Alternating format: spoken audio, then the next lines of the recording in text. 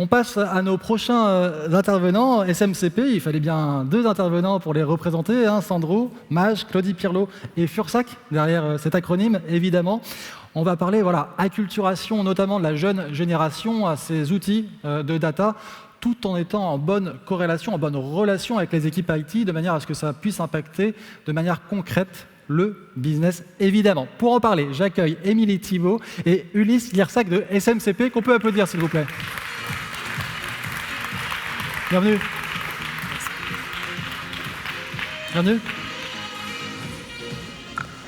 Bonjour à tous. Alors nous aussi sommes particulièrement ravis d'être ici pour vous parler d'un sujet qui nous tient beaucoup à cœur. Et ce sujet, vous l'avez entendu, c'est la formation des étudiants aux enjeux data orientés métiers. Alors pourquoi? Et puis pourquoi aujourd'hui, maintenant, chez SMCP? Pour comprendre ça, c'est important de comprendre qui nous sommes et puis surtout où nous en sommes dans notre parcours data. Alors, SMCP, vous le savez sans doute, donc c'est un groupe de mode international. On réalise environ 1 milliard d'euros de chiffre d'affaires et concrètement, nous vendons des vêtements, des accessoires à l'échelle internationale.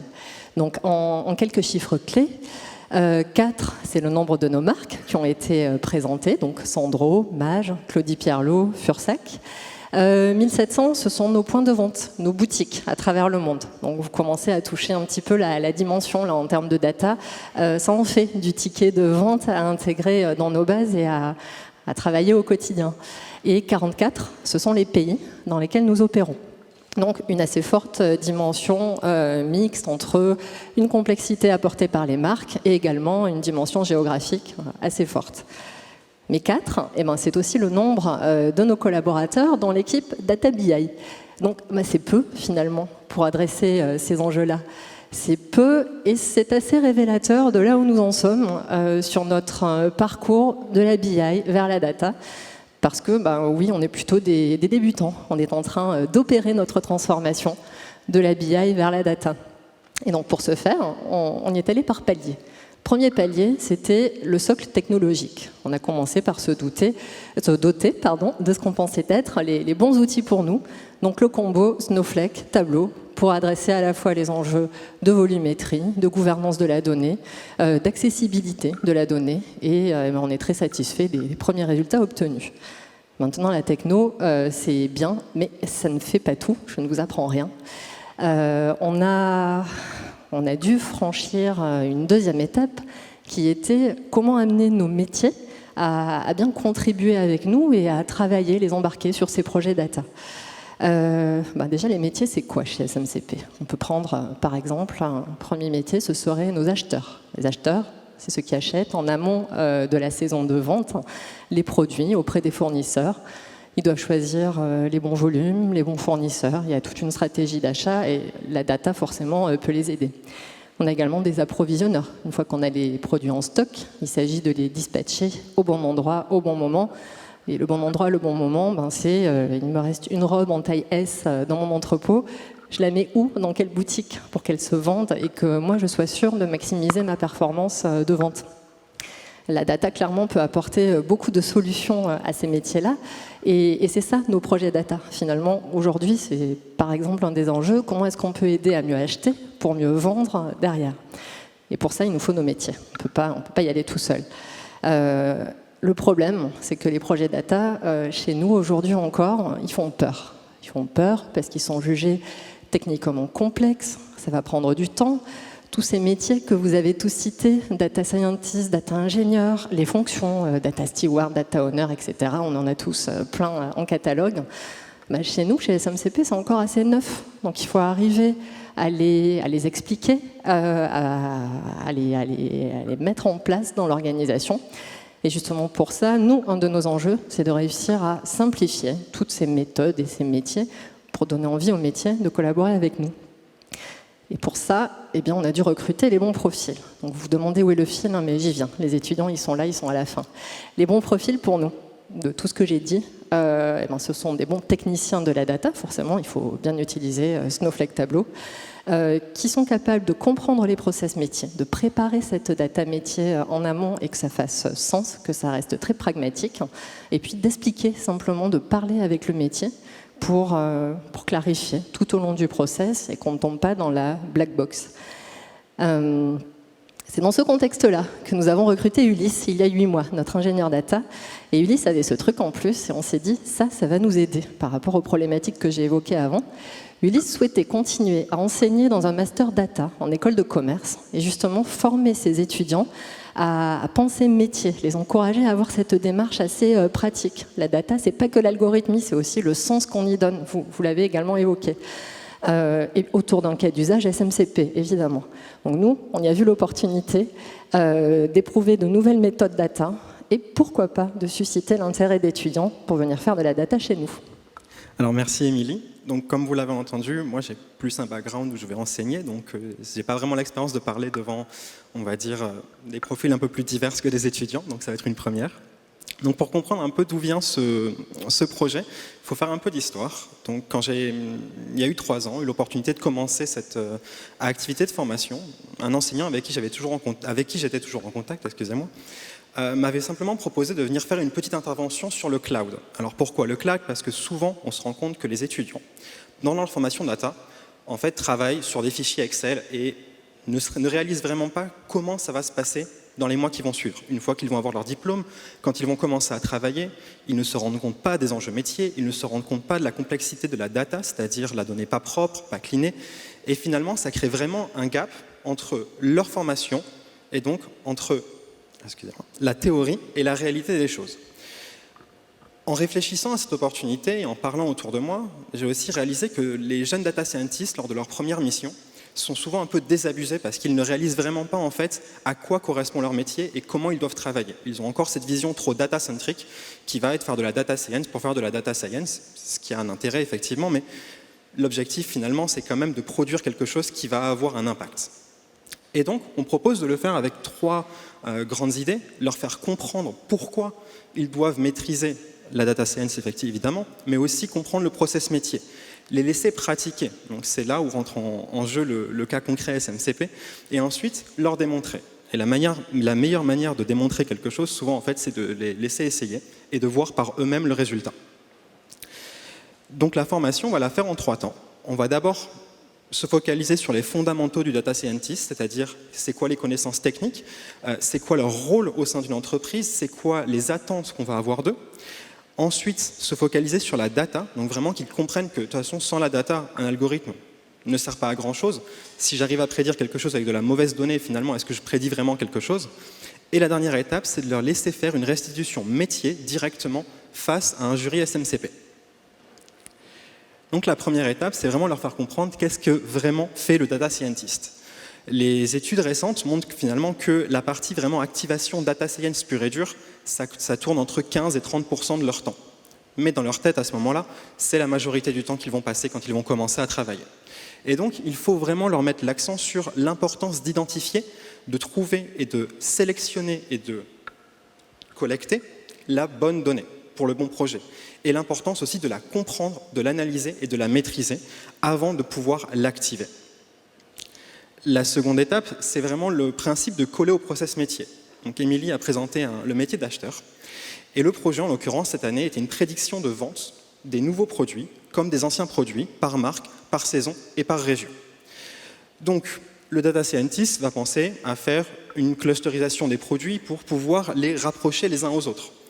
Autant une clusterisation sur le comportement, c'est-à-dire basée sur le passé, basée sur le fait qu'un produit et un autre soient souvent vendus ensemble, c'est très intéressant, ça peut marcher pour des produits existants, mais comment je fais pour un nouveau produit? Dans ce cas-là, on peut utiliser une clusterisation, on va dire catégorique, qui va simplement utiliser des données figées qui existent dès la conception du produit. Et on ne va plus avoir ce problème-là. Et donc, cette première bonne pratique, c'est vraiment de savoir utiliser les outils qu'ils maîtrisent déjà, sur lesquels ils ont été formés au bon moment pour répondre à la bonne question et au bon profil. La seconde bonne pratique, la seconde bonne pratique, comme je l'ai dit un peu plus tôt, ils ont vraiment ces formations qui sont basées sur des données qui sont propres, vraiment parfaites, et sur des formats Excel. Finalement, on ne va pas voir beaucoup de projets data science à grande échelle qui vont se faire sur de l'Excel et sur des PC en local. Donc ils n'ont pas vraiment cette formation cloud, mais pour autant, ils ont bien la connaissance de Jupyter Notebook, qui est un outil assez connu, et ils maîtrisent bien le langage Python, qui est leur langage préféré. Et donc cette année, je voudrais remercier Snowflake pour avoir sponsorisé cette formation en donnant à chaque étudiant des comptes sur lesquels ils allaient pouvoir travailler. De notre côté, ça nous permet aussi de répondre à un enjeu très facilement, l'enjeu de l'extraction de la donnée et du transfert de la donnée vers des comptes étudiants. Finalement, la donnée elle est restée chez SMCP. Une couche de data sharing a suffi pour leur donner accès seulement à la donnée à laquelle nous voulions leur donner accès au moment où nous voulons le faire. Et la dernière étape, c'est vraiment de les laisser présenter leurs propres projets. Donc ce que vous pouvez voir derrière moi, ce sont les 2 meilleurs projets qui ont été présentés cette année. Et ces 2 projets, techniquement, en termes de résultats, étaient extrêmement proches et d'une très très bonne qualité. Pour information, ils n'ont eu que 2 mois pour comprendre cette donnée, la travailler et la présenter. Par contre, on peut quand même remarquer quelque chose de très choquant entre les 2 slides. La partie black box, elle est un peu plus complexe, un peu plus technique. Elle n'est pas pour autant fausse, mais elle est très compliquée à expliquer au métier, donc au métier d'acheteur, qui ne va pas vraiment comprendre ce qu'il est en train de regarder. Et pour lui, ça ne va pas l'aider à se sentir à l'aise avec utiliser un outil qu'il ne maîtrise pas.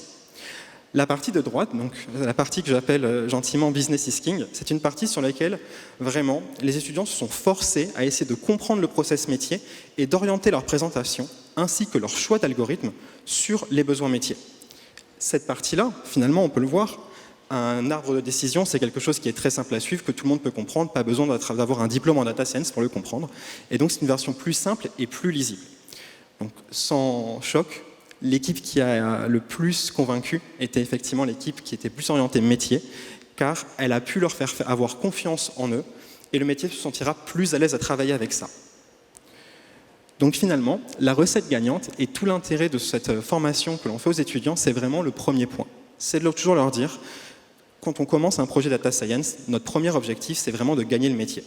Si on ne gagne pas les utilisateurs finaux, ça sera un projet, ça sera simplement un POC, il ne verra pas d'utilisation après sa première création, et finalement, ce n'est pas ce qu'on cherche dans un projet data science.